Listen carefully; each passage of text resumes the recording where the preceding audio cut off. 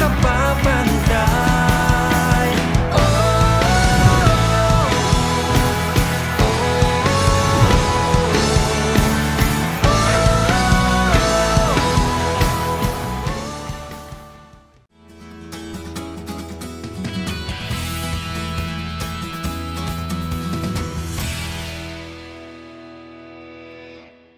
Welcome po sa ating midweek online celebration. So bago po tayo mag-uumpisa, join me in this prayer. Let's pray together.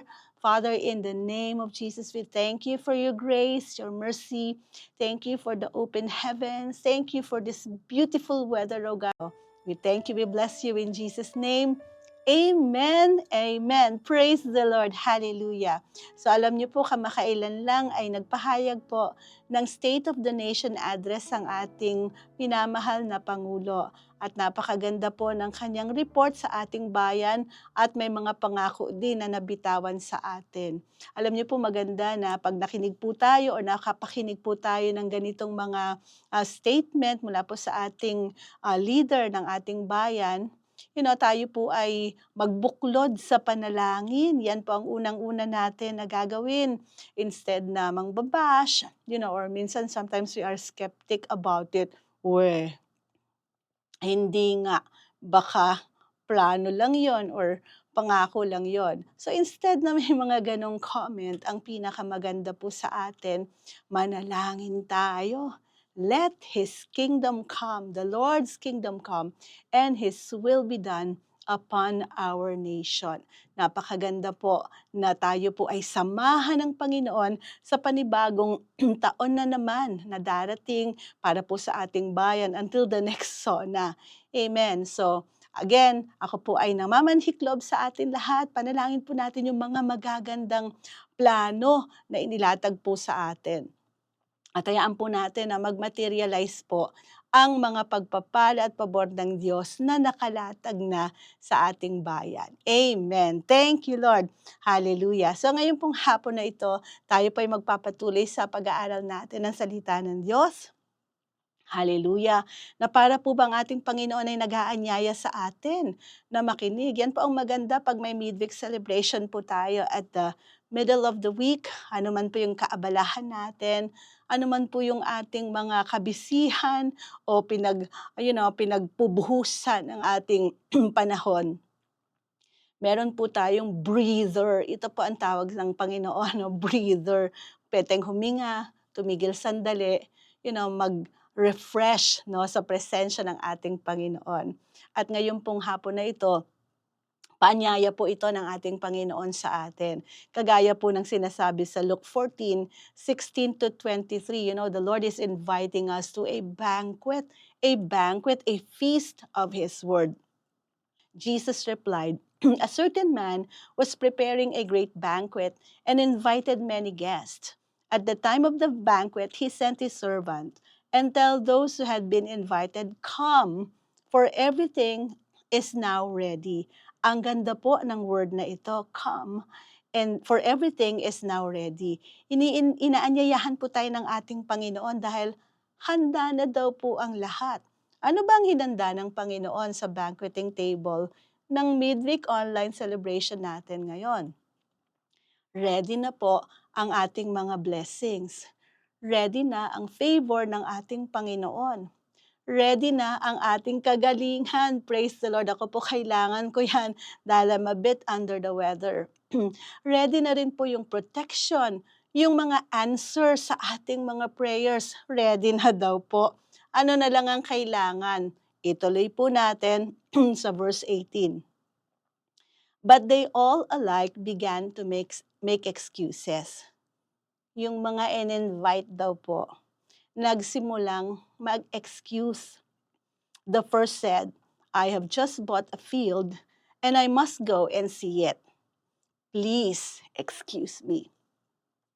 Another said, "I have just bought 5 yoke of oxen and I'm on my way to try them out.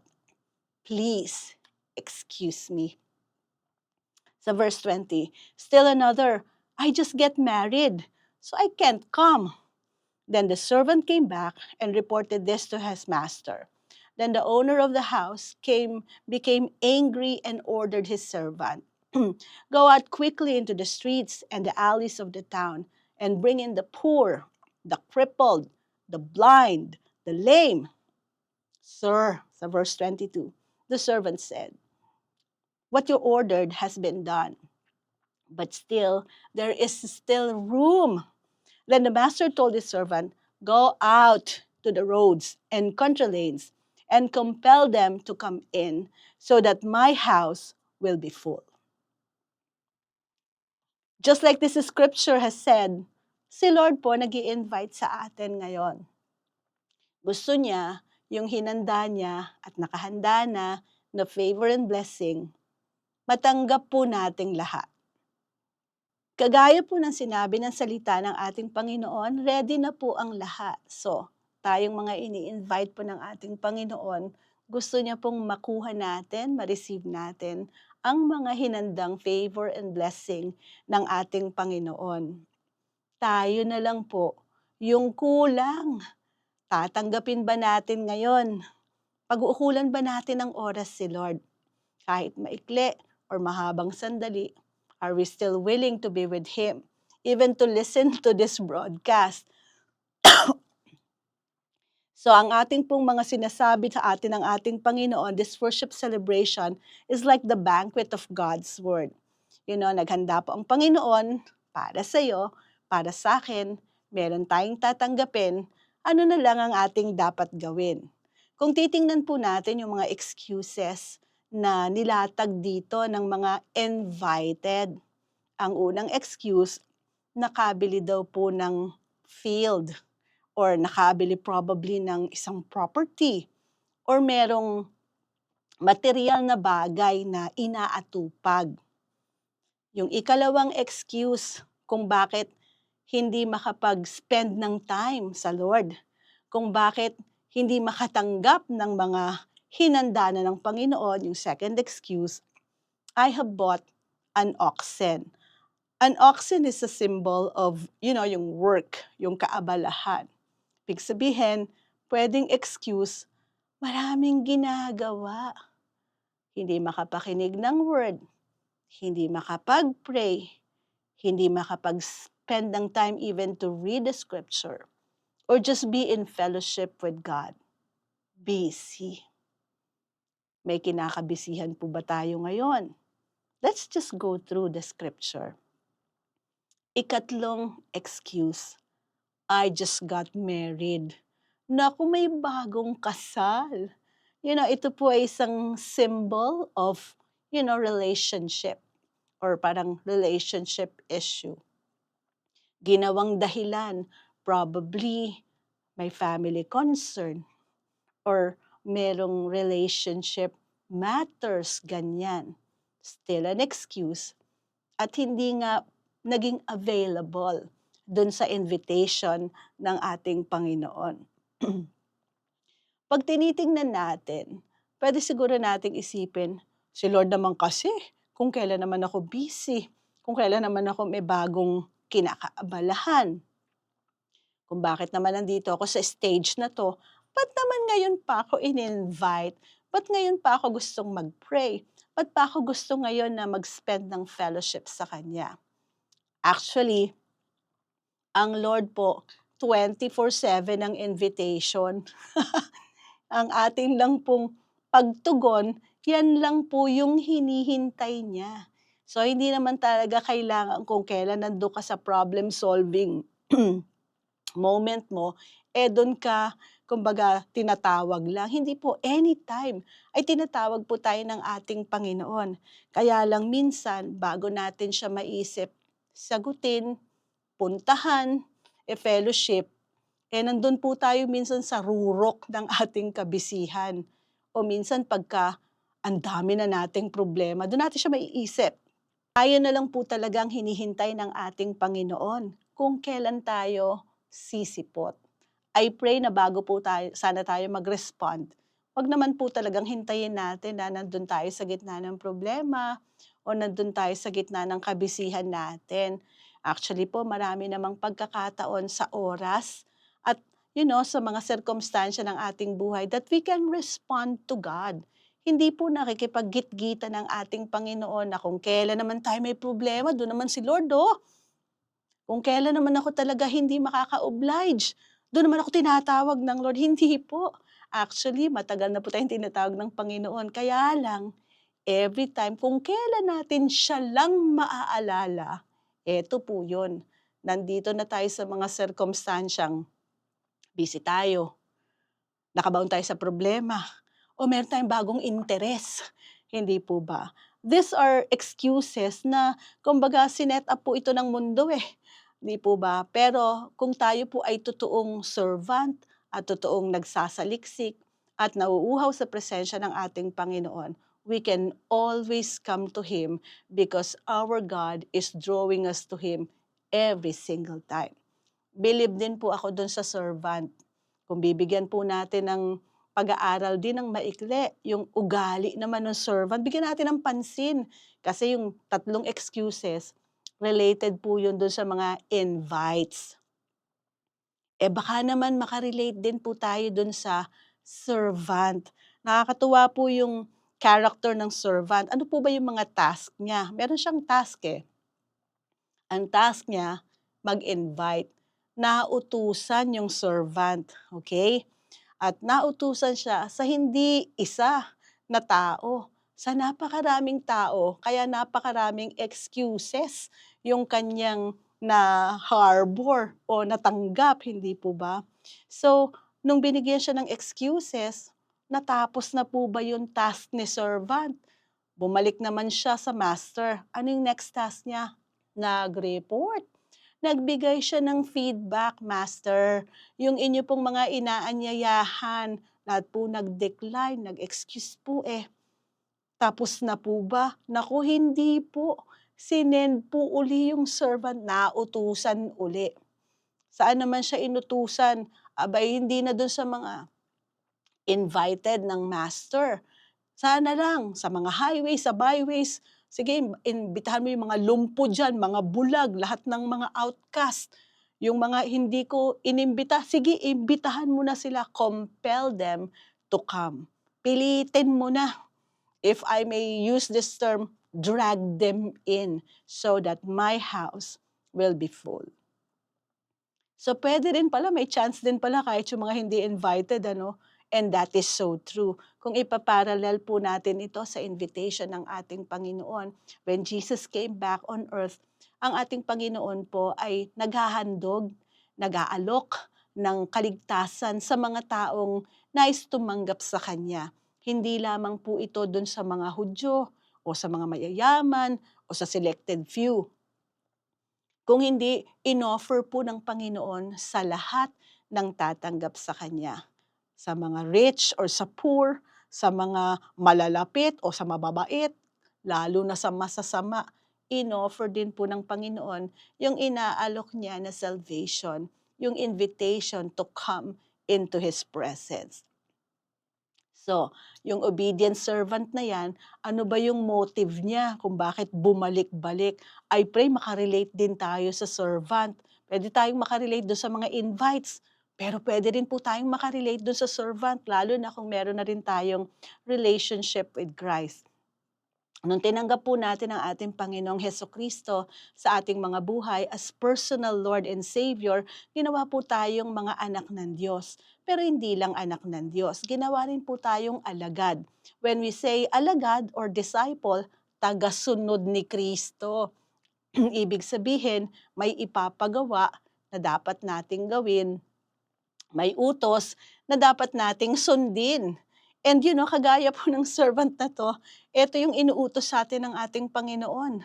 To invite these people who have not yet known the Lord into His house, into His kingdom, into His salvation, to receive His feast, to receive the same blessing na inaalok po sa atin ng ating Panginoon, to receive that same grace, that same forgiveness, that same healing, that same favor that the Lord has given us. Amen.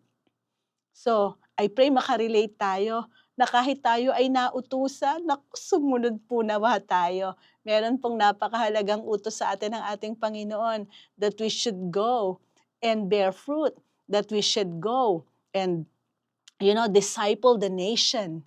Amen. Ito ba yung mga Great Commission ng ating Panginoon? Humayo daw po tayo, magpahayag tayo ng salita ng ating Panginoon. Regardless kung tatanggap tong mga tao ito or hindi sila tatanggap, kagaya ng mga invited na una, ang mahalaga yung servant. Baka ikaw to. Sumunod. Nagpunta siya. Amen. At nung hindi naman nag-oblige yung mga choices natin na puntahan, sinisend pa rin tayo ng ating Panginoon kahit doon sa mga hindi natin kilala. Para lang din yung feast, yung inaalok na buhay at mabuting buhay ng ating Panginoon, wag masayang. This is about the banquet feast of the Lord na inaalok po sa atin. So yung willing servant na yan, commendable. I pray na tayo rin po, kahit na tayo ay nauutusan ng salita ng Diyos, nauutusan tayong maghayo, nauutusan tayo ng salita ng Diyos na magpatawad, nauutusan tayo ng ating Panginoon na magpuri, manalangin, magsimba, nauutusan tayong maging mabuting mga tao sa ating kapwa, whether mabuti rin sila sa atin pabalik or not. Nauutusan tayong magpatawad, tama po. Nauutusan tayong maging generous. Inuutusan tayo ng ating Panginoon to lay down our lives to our brethren. Ang dami pong inuutos din sa atin, hindi po ba? I pray, maging kagaya rin po tayo nitong willing servant na ito na kahit ilang beses na uutusan, hinahanap ko po dun sa scripture na binasa natin. Kahit anong expression man lang ng servant na nagreklamo ba to? May sinabi bang feedback na, Lord? Ba't papabalik-balik mo kung inuutusan? Hinahanap ko po Baka naman mabigyan tayo ng justification if ever na may inuutos sa atin ng Panginoon. Baka pwedeng umangal. O baka pwedeng mag-opinion lang, Lord. Pero alam niyo, binabasa po natin yung scripture na yun, walang nakalagay Walang sinabi ang salita ng Diyos na yung willing servant na yon umangal. Na yung willing servant na yon nagreklamo. Na yung willing servant na yon, teka muna, nagdili-dali. O kaya man, nagpaalam, nagpa-excuse din siya. Wala pong sinabi. He's just a willing servant. Praise the Lord. So I pray na habang tayo po ay nagkikipag-usap ang Panginoon sa atin ngayon, mas stir up din po sa atin yung pagiging willing servant of God. Alam niyo po, ang pinaka-core po ng pag-aaral ngayong midweek na ito is that meron pong inihanda ang Panginoon sa atin in His promises and in His words. No, bilang tayo po ay ini-invite, kung ikaw po sa pagkakataon ngayon, your first time mong napasahan ng link or first time mo na makapanood nito, ikaw yon, yung sa mga ini-invite. I pray that you will find it in your heart to receive the word of God. I find it in your heart na tayo ay tumanggap sa ating Panginoong Hesukristo. He is this master, this generous master. He's willing to give us everything that He wants us to receive here on earth. Alam niyo po, napakarami pong mga nais ng Panginoon na ibigay sa atin. Sabi po yan sa 2 Peter chapter 1 verse 3 sa New King James Version. Babasahin ko na lang po yung phrase na gusto kong i-emphasize. As His divine power has given us all things that pertain to life and godliness. Lahat daw po ay ibinigay na sa atin. Nakarating na po ba kayo sa isang pista o fiesta? Di po ba pag may pistahan or handaan, may handaan bang isa lang ang handa? Hindi po ba? Banquet yun. Grabe, ang dami. Or modern times, maganda pong example, mga buffets. Diba? Yung mga eat all you can, yung mga unleashed. Diba? Grabe, as far as your eyes can see, puro pagkain. Unli nga. Parang ganun yung banquet ng ating Panginoon ngayon Merong banquet of His promises. Matatagpuan po natin yan sa Biblia, cover to cover. There are more than 5,000 promises of God na inaalok po sa atin. At sabi po, dito sa binasa natin, His divine power has given us all things that pertains to life and godliness. Ibinigay na daw po sa atin lahat ng mga bagay tungkol sa buhay na ito. Yung buhay natin sa lupa, everything about this life here on earth has been already been given us. Ano bang kailangan natin sa buhay na ito? Unang-una, Pastor Weng, kailangan natin ng pera. Nakalagay po doon, He has given us all things. Meron po bang pera doon sa all things? Meron po, 2 thumbs up. More than 40% of the promises of God pertains to money, wealth, riches, abundance, provision, resources, no? At gold and silver, anything na kailangan natin, kasamang-kasama po sa inihanda ng Panginoon na pwede nating pagpistahan, matanggap, ma-enjoy sa presensya ng ating Panginoon. This is not just about spiritual, but of course, most importantly, spiritual. Pero yung mga material needs natin, kasama po sa inihandang piging, piyesta, handaan ng ating Panginoon. Marami pong mga Kristiyano ngayon, hindi nila nare-realize na yung exposure natin sa presence ng ating Panginoon gives us so much favor. Akala po kasi ng maraming mga Kristiyano ngayon, pag nakikinig ng Word of God, ay parang puro spiritual lang yung matatanggap natin. Like, pag may problema ka, parang yung o ninenervyos ka, or may trouble ka, or pagod ka, or yun lang yung pwede nating matanggap, no? Na pag nagagalit ka, papayapa ka. Pag malungkot ka, siguro sasaya ako. Ganyan. Pero hindi po lang tungkol sa mga bagay na spiritual lang ba na iniisip natin, na nilalang lang natin.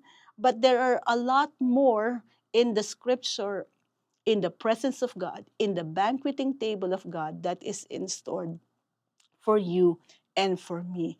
Amen. Sabi po sa Romans chapter 1:21 sa New King James International or sa New King James Version, because although they knew God, they did not glorify Him as God, nor were thankful, but became futile in their thoughts, and their foolish hearts were darkened. Dahil nga na-cloud na, yung naulapan na, dumilim na yung mga puso ng mga tao, hindi na natin ma-appreciate yung kabutihan, kagandahan, kalawakan, kalaliman ng mga pangako ng ating Panginoon. Minsan sa simpleng pakikinig po ng salita ng Diyos, isipin pa natin, ano bang meron dyan? Yan. Ano bang matatanggap ko dyan? Meron ba ako dyan? Anong bang ganansya ko dyan? Parang laging something to do with ganansya. Pero actually talaga namang may ganansya po tayo.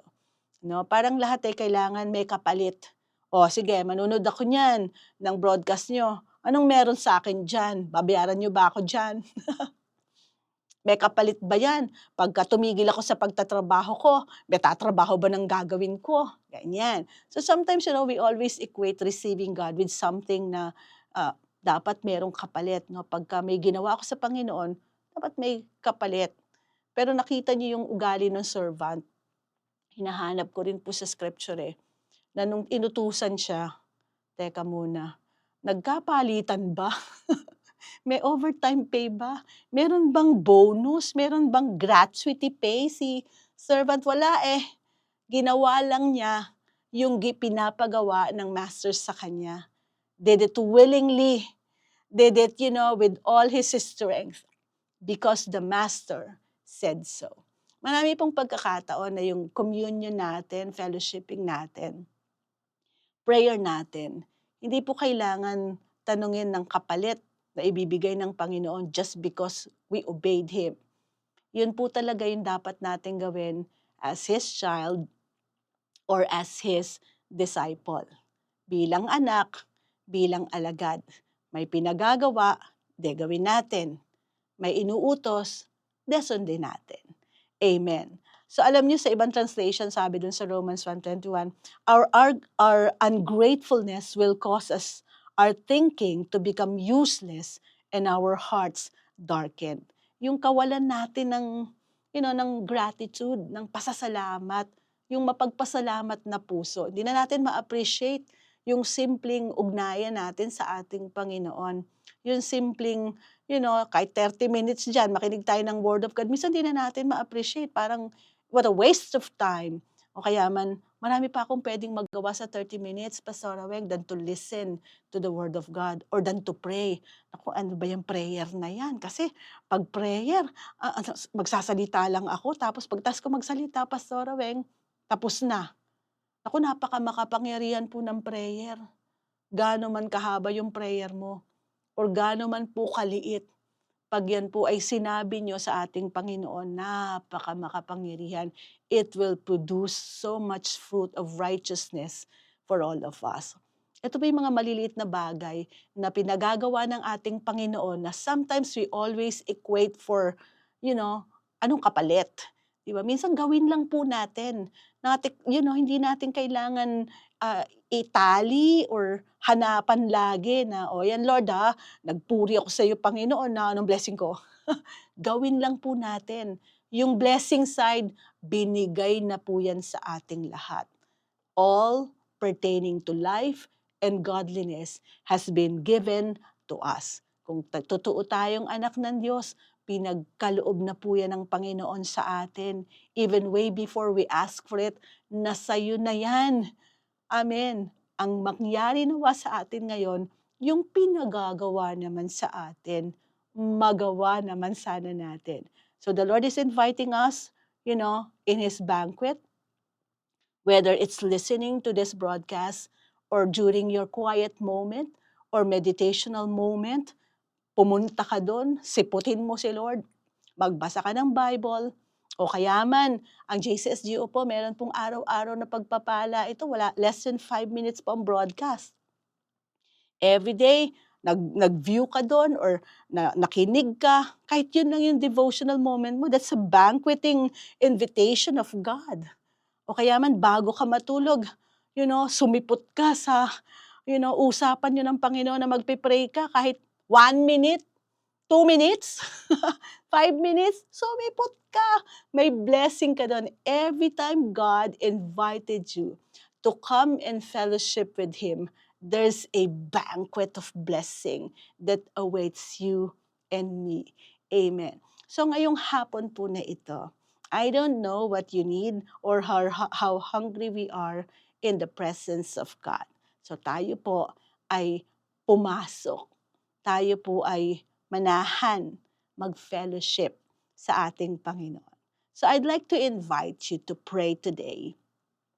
Kung first time mo na makarinig ng word na ito at first time mo na makilala si Jesus Christ. Jesus Christ came here on earth, died for us. He offered His life for you and for me more than 2,000 years ago at the cross. He gave His life, napako po siya doon, kapalit ng ating kasalanan, ng mga sumpa ng kahirapan, sakit at kamatayan.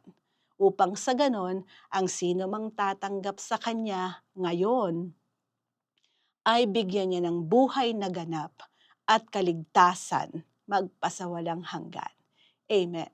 So I'd like you to I'd like you to respond to this invitation of God. Kung bago ka, taas mo lang ang iyong kamay upang makilala mo ang Panginoong Jesus, tanggapin mo siya sa kanyang buhay, and just pray with me in this prayer. Father, in the name of Jesus, salamat po for this opportunity to come to know you, Jesus Christ, as my Lord and Savior. Thank you for dying for me at the cross more than 2,000 years ago. Thank you, God, for redeeming us, for paying for my sins.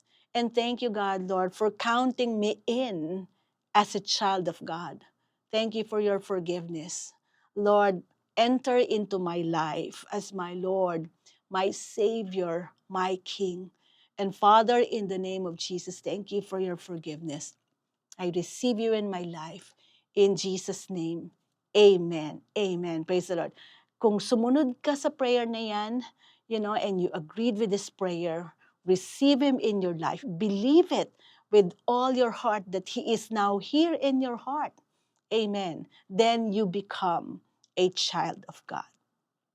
At yung mga blessing na yan, I pray you can get a copy of the Bible. Marami naman yan online. You read to the scripture and savor the many promises of God that is for you to enjoy in this life and lifetime. Amen. So kung tayo naman po ay may pangangailangan ngayong hapon na ito, again, let's devote a few time of prayer.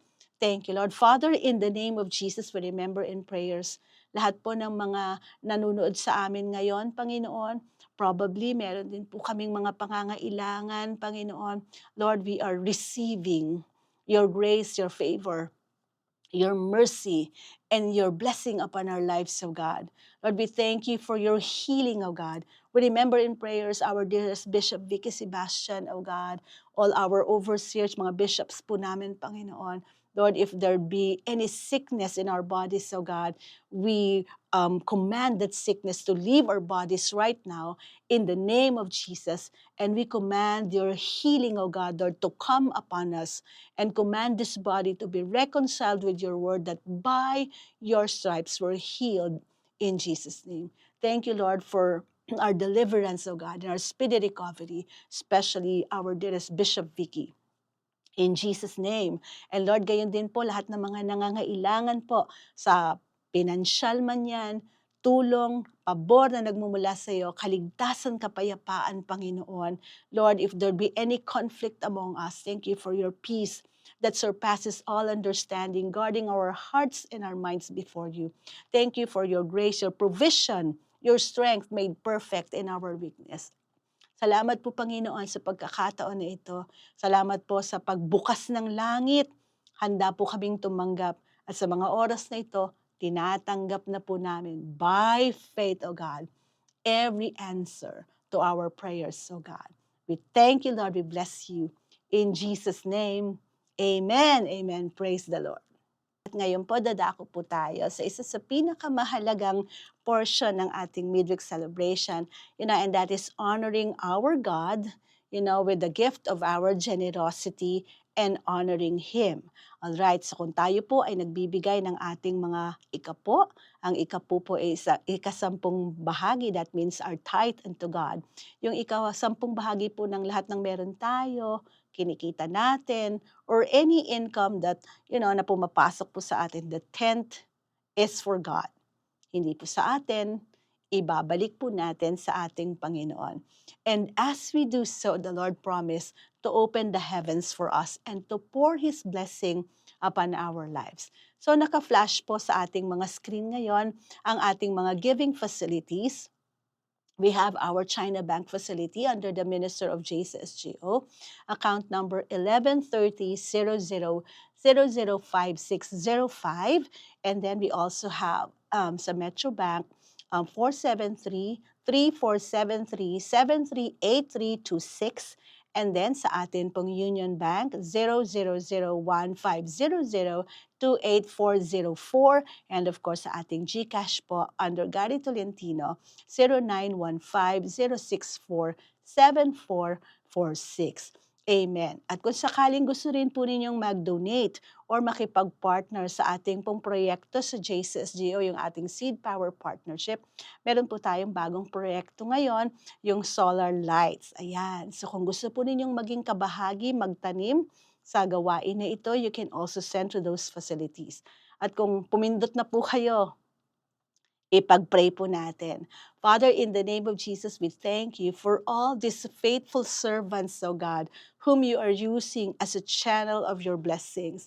Kilala niyo po ang bawat isa, Panginoon, Lord, those who are generous to honor you and faithful to give their tithes and offering before you. Lord, salamat po, Panginoon, pagpalain niyo po lahat ng mga taong ito, Lord, na sumusunod at nagbibigay papuri sa iyo, Panginoon, sa pamamagitan ng aming mga pananalapi at resources. Bless them.